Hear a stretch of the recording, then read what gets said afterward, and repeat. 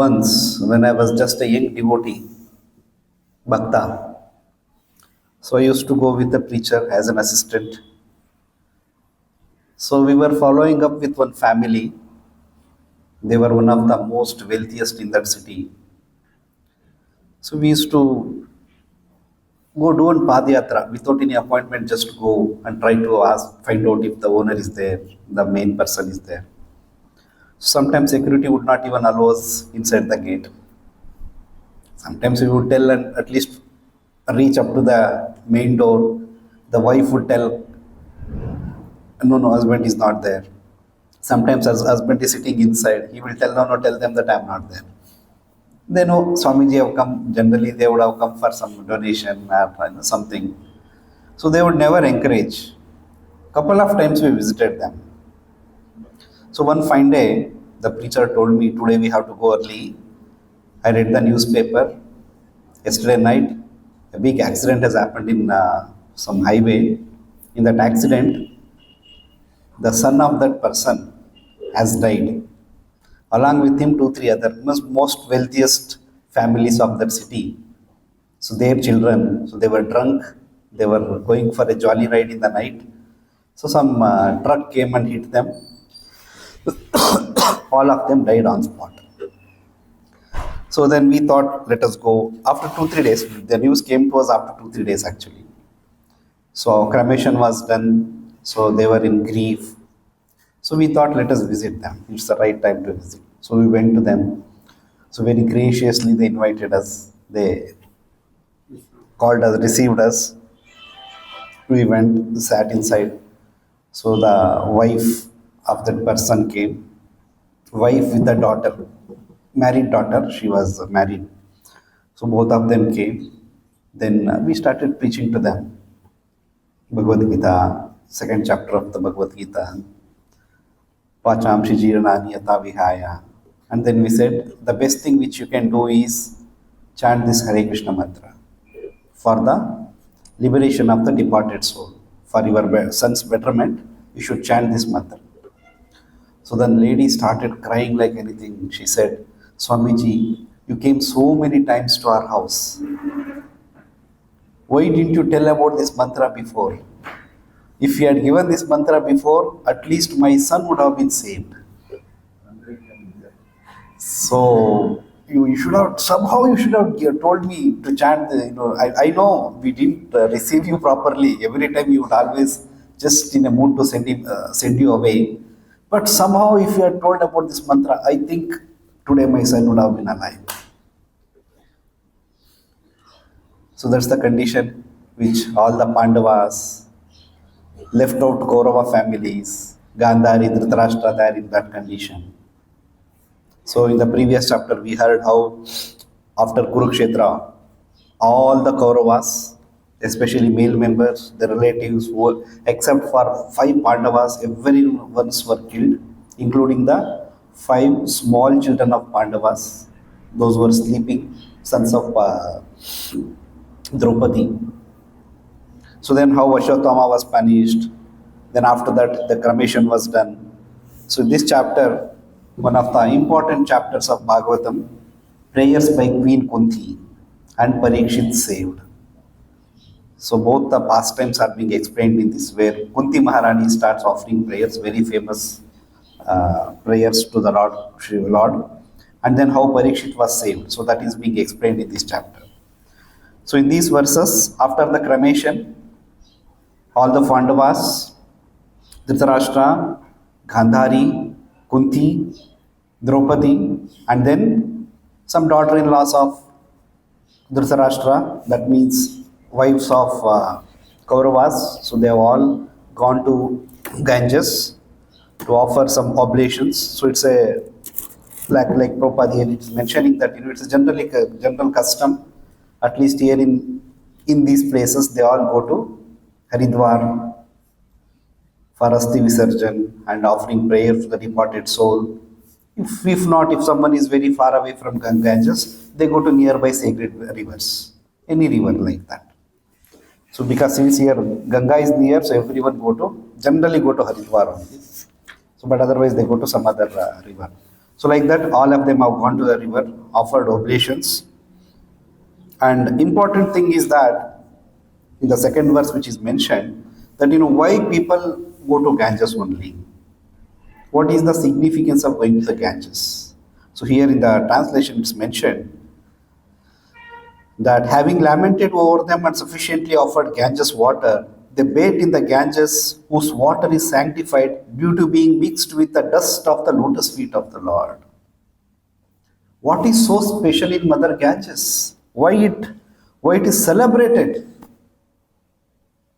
Crores and crores of people are going and taking bath in Kumbh Mela now.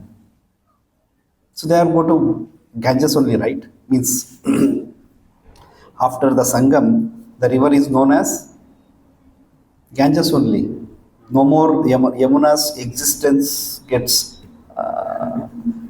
merged into Ganges there. So after the Sangam, it's known as Ganges river only. So that's why everyone commonly say we are going to take bath in Ganges. Sangam में जा रहे हैं, Ganges, Ganga में जाके डुबकी लगाएंगे. So what is the significance? Why do people go there? One is why do general people go, why saintly people go, and why devotees will go. Three different reasons are there for all the three categories of people. So why devotees will go, why Ganga is so celebrated, why Ganga is so special. Among all other rivers, Ganga is the most celebrated river in India, among all the holy rivers. It is because the water is being sanctified due to being mixed with the dust of the lotus feet of the Lord. How the dust of the lotus feet of the Lord is getting mixed? When when he pierced the covering, Viraja rivers covering, so from that, when it pierced, when that punctured, so some droplets started falling from that Viraja river into this material world. So before falling, they washed the lotus feet of Lord Vamande, and then it fell into then different planets and all those. Like finally she becomes Ganga and flows into the material world like this. So because the water being washed, they washed the lotus feet of Lord Vamandev. That's why Ganga is so special. It's nothing but Charanamrit. How do we take Charanamrit? With lot of care, with lot of reverence, with lot of respect, we take Charanamrit, right? Why? Because that water or any article which has bathed the Lord's lotus feet, it has become more sanctified. So that is the reason why Ganges is more celebrated. Why people go there? Why people go and immerse ashes? Yesterday there was a news that the chief priest of Ayodhya, he left his body. He was, I think he was old enough, 80-year-old. So he left the body. So as per the tradition in which parampara is coming, so they give Jal Samadhi. So they were taking his mortal remains, his body in the river, in the boat. They had tied big stones into his body, and then they will just leave the body into the river. So river, all whatever creatures are there in the river, they will eat off the body. Some decomposition, something will happen. Jal Samadhi. So why do people go do all these things? It's because they are holy rivers. So now three kinds of people will go. General public.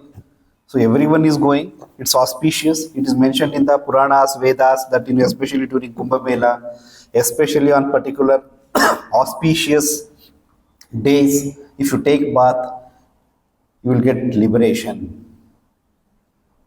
You will get liberation. So that's why so many crores and crores of people are going to Kumbh Mela. They are taking bath. Second, many saintly persons will come. So why do they come? Are they coming for liberation? Most of them are already in the path of liberation. So that can be one of the means. They come, like Prabhupada mentions in one of the Parpati Chaitanya Charitamrita, we have so many conferences. Doctors conference, engineers conference, scientists conference, environmentalist will hold a conference. United Nations will hold some conferences for different kinds of things. WHO will hold some conferences. Why? To share knowledge. to to come up with some action plans for some any issue. So for that purpose, the conferences are held.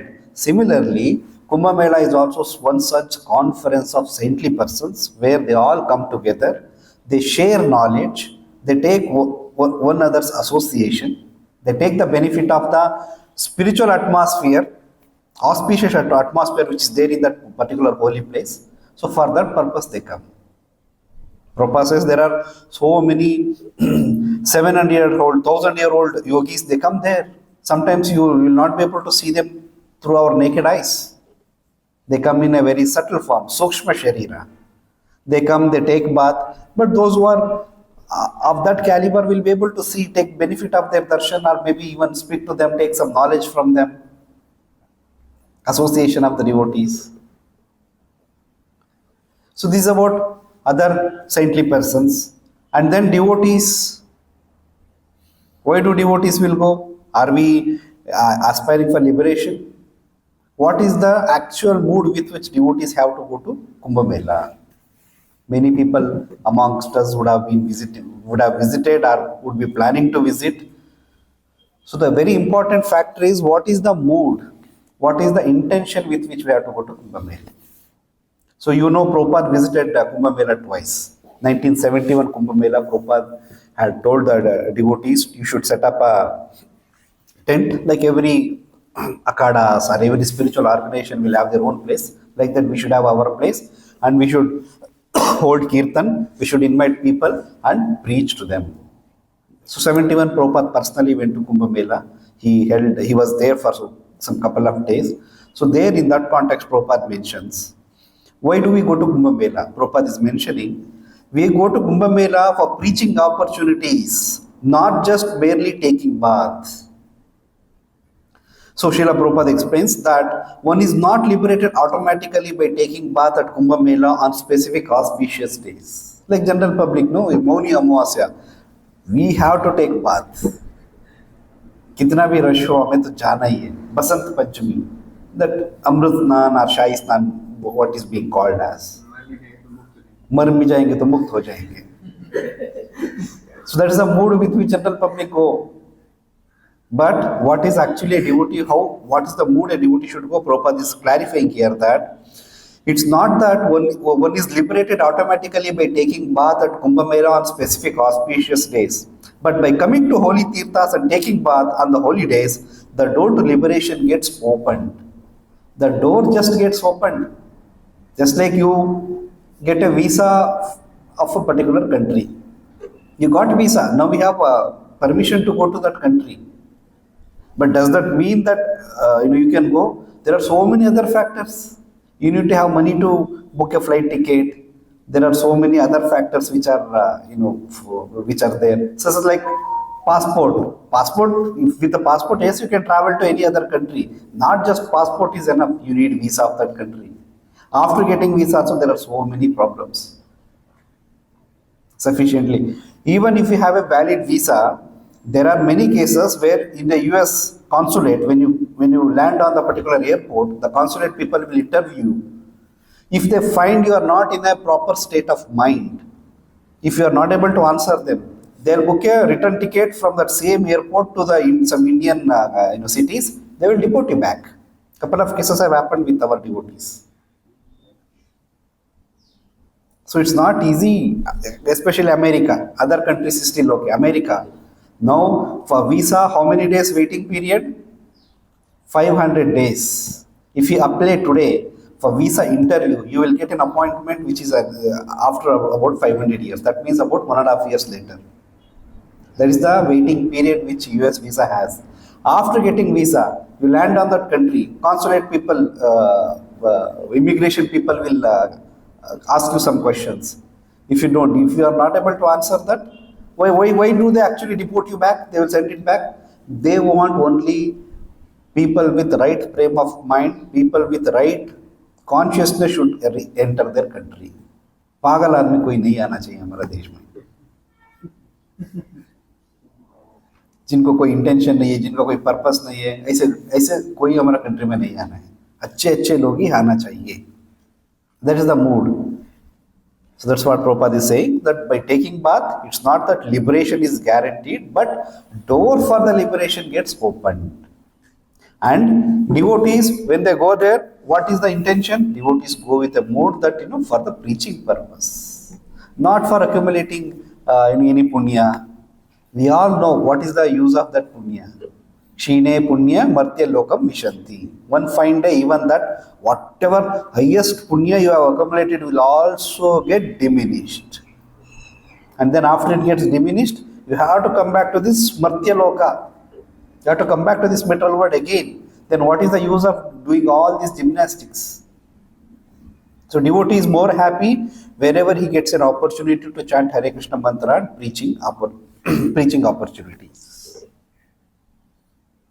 कुछ भी हो जाए, कुंभ में जाके नहाके आना है. So that may be general public consciousness, those who are not so advanced in spiritual consciousness. But a spiritually advanced person, so he will think, why, first of all, why taking bath in Ganges is important? It is because it is Charanamrit. Ganges is not just ordinary water, not just ordinary river water. Mother Ganges water is Charanamrit. It's a holy, sanctified water after washing the lotus feet of the Lord. So that's the reason. So now all the Pandavas, along with Lord Shri Krishna, they have all assembled there. They have all gone there. So after the assembling, they were all overrun with grief. They were grief-stricken. So when everyone is crying, and here the purport Prabhupada mentions that, they almost everyone were, all the principal dead bodies were in some way or other related with each other, and therefore the family grief was combined. Everyone has reason to grieve. Suppose what happens, a person dies, so most crying person will be his wife, his children, his most near and dear ones.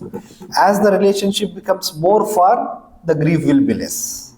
Some, some old, distant relative, he will just come, he will offer some garland and he will go and sit in the backside. He will not be crying like a wife crying. But here everyone, to some extent, each one of them have lost their own near and dear ones, either husband or father or son or someone in their family.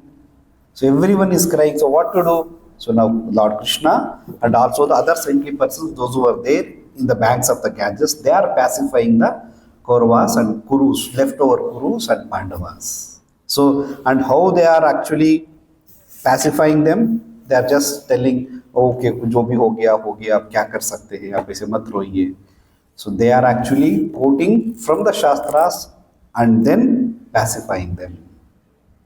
That is it, sir. Citing the stringent laws of the Almighty and their reactions upon the living beings, Lord Shri Krishna and the Munis began to pacify those who were shocked and affected. Citing stringent laws of the Almighty. So it said, Karmana Daiva Netrena, all our activities are controlled by the Supreme Lord. So whatever we have done, someone is watching. Every of our activity is being watched by someone. Who is that who is watching? Paramatma. Then air, directions, sun and moon, day and night, Yamaraj. So many people are there who are watching us. We cannot say कि हाँ मैंने किसी को दिखे नहीं, छुपा के मैंने ऐसे काम कर दिया, किसी को पता नहीं चलेगा. वो हमारा ज्ञान है. That's our ignorance. So many people are watching and they are all reporting to one single person. Who is he? Almighty Supreme Lord Krishna. Everything is getting compiled and getting recorded in one place. And accordingly, you will be rewarded or punished. So that's why it is said, stringent laws of the Almighty Lord. They quoted that, this is how the law works. So when a person has to die untimely death, if he has to obtain an untimely death, then what is the reason? He would have done some sinful reaction in the previous birth. Because of that only, he is getting punishment. No one will get punished unduly. All the punishments are due punishments. Due punishments means which is there because of our own activities.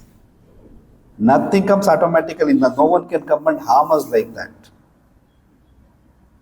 So that's what Krishna and other saintly persons they are quoting and they are pacifying. So in the purport, a good lengthy purport Prabhupada writes to the fourth verse. So towards the end of the purport, Prabhupada mentions important points.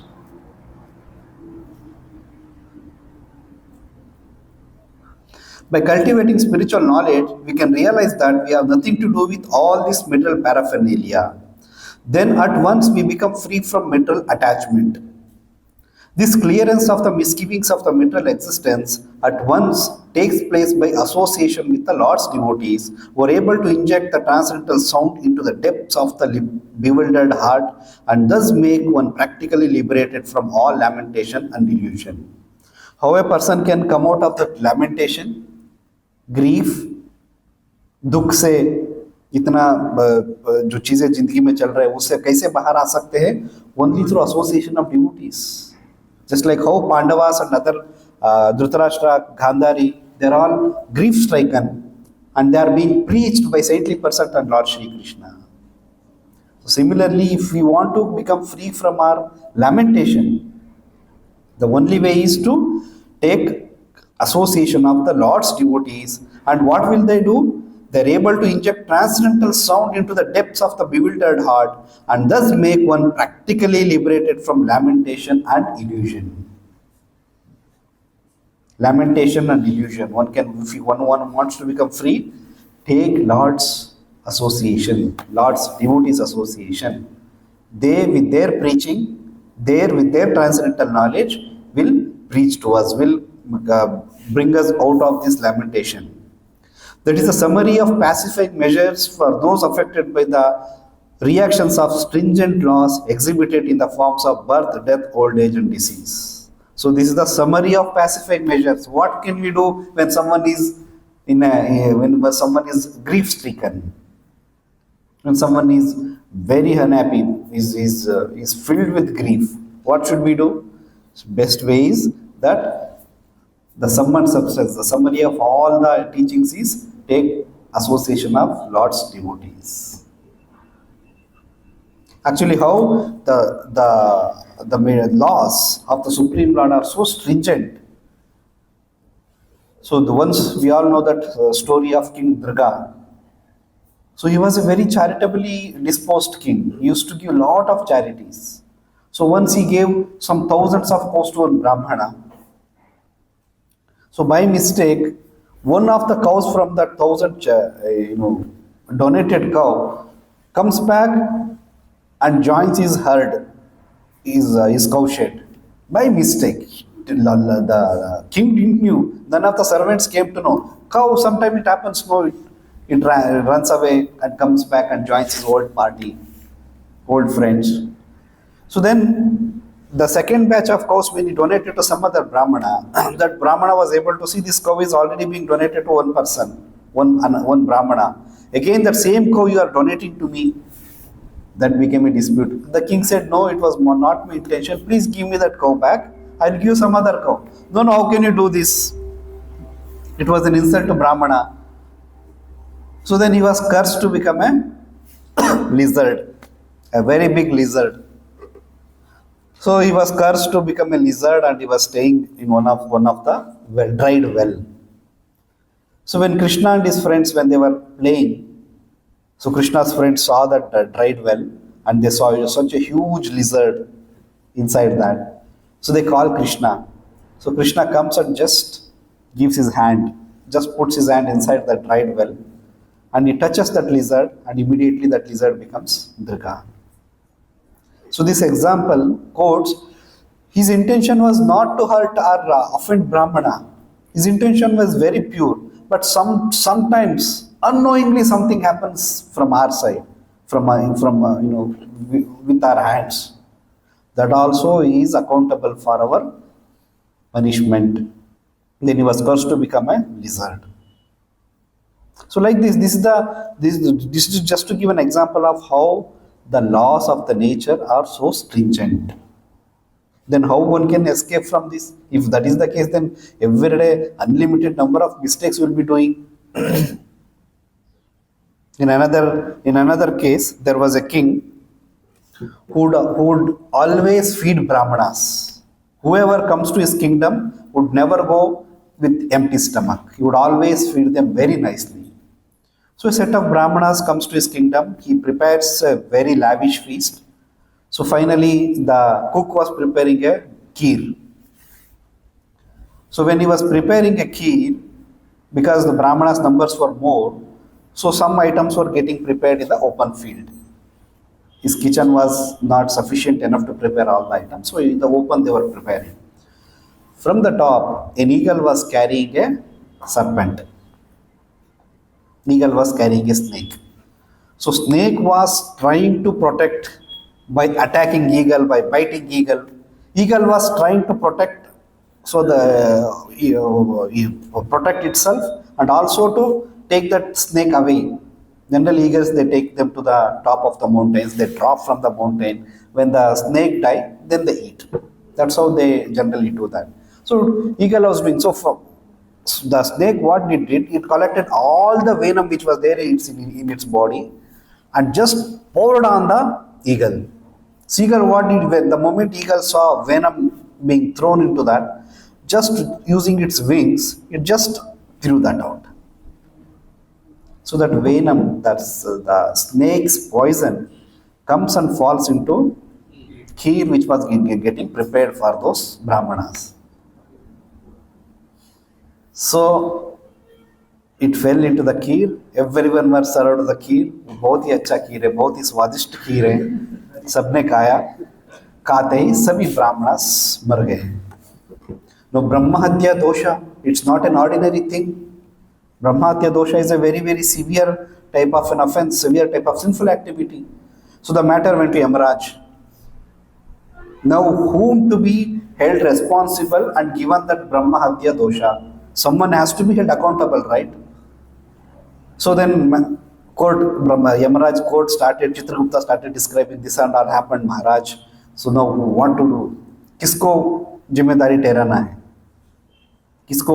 जो cook ने जो बनाया, नहीं बेचारा वो तो अपना काम कर रहा था. राजा ने बोला है वो खीर बनाना है तो खीर बना रहे, जागा नहीं था तो बाहर रख के कर रहे, तो उनका क्या दोष है? ठीक है, चलो कोई बात नहीं. फिर सांप तो उसको कोई ये नहीं कि किसी खीर में जहर डालना है, कोई इंटेंशन नहीं था. सांप तो अपना जान बचा रहा था. It was doing it's duty. और ईगल भी अपना जान बचा रहा था. इसी के लिए उसने तो सांप को बस ऐसे अपना पंखुड़ियों से गिरा दिया नीचे, अपने ऊपर गिरने नहीं दिया. तो सबने अपने फिर राजा को, अरे बेचारा राजा को इंटेंशन तो उनको बेचारा ब्राह्मणों को सर्व करने का है. व्हाट, क्या करना है? तो Yamraj said okay, keep it on hold. अब इसको कुछ मैटर ऐसे होते हैं जो तुरंत रिजल्ट या कोई कंक्लूजन में आना मुश्किल होते हैं. कीप इट ऑन होल्ड, हम बाद में देखेंगे. तो फिर next another set of Brahmanas were travelling. तो वो राजा का, उनका राज्य का सीमा में आते ही वहाँ पे कोई एक औरत थी, जंगल में लकड़ी लेने गई थी. उनसे पूछते कि अच्छा, हमने सुना था कि सो सो जो राजा है बहुत ही ब्राह्मणों के लिए बहुत रेस्पेक्ट है, तो क्या उस राज्य में जाने का रास्ता यही है? तो लेडी ने कहा हाँ महाराज जी, यही रास्ता है, आप यहीं से जाइएगा, बस कुछ ही दूर है, उनका आपको राजधानी में पहुंच जाएंगे. तो ये सब करके फिर वो थोड़ी देर वो लोग आगे निकल गए. तो लेडी पीछे पीछे से भागते आई, महाराज महाराज रुको रुको रुको रुको, आप वहाँ जा रहे हैं ना, ठीक है वहाँ तो अच्छा है, सब कुछ अच्छा है, बट वहाँ जाने के बाद में खीर मत खाना, क्योंकि वो राजा जो है खीर में जहर डाल के मार देता है. तो यमराज ने बोला open the file now, file खोलो, अब ये जो दोष है, ब्रह्माहत्या दोष है, इनको ऊपर डालो. क्यों? जब आपको जानकारी नहीं थे तो आपने किसी के ऊपर ऐसे निंदा कर दिया. What is the fact? Fact तो बेचारा राजा का तो कोई ऐसी इंटेंशन नहीं है. उनका तो इच्छा यही होती है कि जितना भी ब्राह्मण आए उनके लिए भोजन परोस के उनको अच्छे से अतिथि सत्कार करा के ही उनको आगे भेजे. But this lady blamed the king without knowing the fact. So पूरा ब्रह्म हत्या दोष जो है उनको ऊपर डाल दिया गया कि ठीक है, अब बिना मतलब के किसी का चुगली करना कितना डेंजरस है. That's why Vaishnava association can take us out of all kinds of what bewilderment, illusion, lamentation. But similarly, if we offend Vaishnavas, if we offend even any living entity in that way, just because of our ignorance, that also is liable to be punished.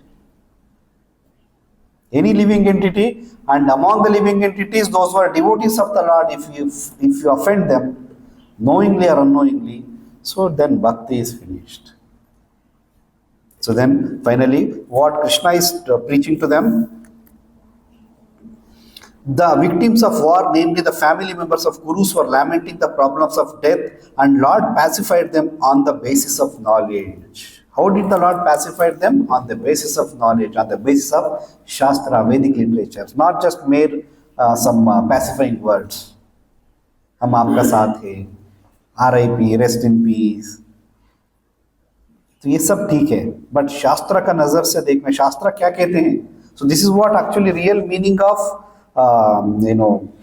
Pacifying. सांत्वना देने का actual मतलब क्या है. उनको कहना है कि भक्तों का संग में जाना है, शास्त्र पढ़ना है. जब कोई किसी के घर पे डेथ होते हैं तो जनरल प्रैक्टिस क्या है, भगवत गीता पढ़ते हैं. और आजकल पूरा भगवत गीता पढ़ने का टाइम नहीं होते हैं, तो इसके लिए एटलीस्ट सेकंड चैप्टर पढ़े, ट्रांसलेशन पढ़े, नहीं तो एटलीस्ट सेकंड चैप्टर पढ़े. क्योंकि सेकंड चैप्टर जो है Bhagavad Gita, the Gita Saar, contents of Gita summarized, talks about soul, talks about super soul and all these things, leaving the body. It gives a right knowledge.